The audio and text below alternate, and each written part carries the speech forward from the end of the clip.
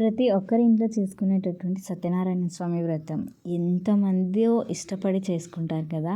అలాంటి స్వామివారిని కనులారా ఎవ్వరు పూజ చేసినా చాలు, ప్రసాదం దొరికితే చాలు, చేయడం ఎంత పుణ్యమో చూడడము, వినడము, తర్వాత ప్రసాదం తీసుకోవడం కూడా అంత పుణ్యం అని చెప్పి చెప్తారు పెద్దలు.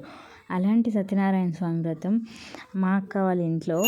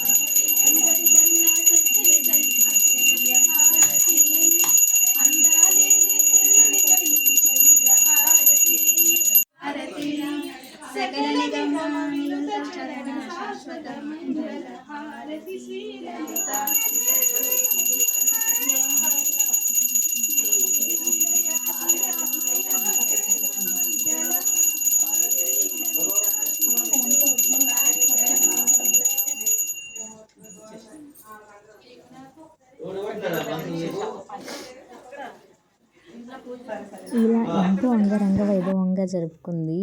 అసలు తను చేసిన దానికి తను ఎంత సంతోషపడిందో చూసిన వాళ్ళ మేము కూడా అంతే హ్యాపీగా ఫీల్ అయ్యాం.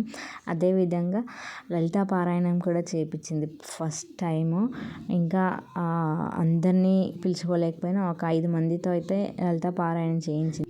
చాలా బాగా చేశామన్నమాట. లలితా పారాయణం కూడా ఎంతో అద్భుతంగా జరిగింది. అంతా దేవుడు ఆశీర్వాదము, ఆయన ఆశీర్వాదంతో చాలా బాగా జరిగింది పూజ, లలితా పారాయణము, తర్వాత భోజనాలు కూడా ఎంతో బాగా జరిగాయి. ఓం శ్రీ సత్యనారాయణ స్వామి భగవాన్కి జై.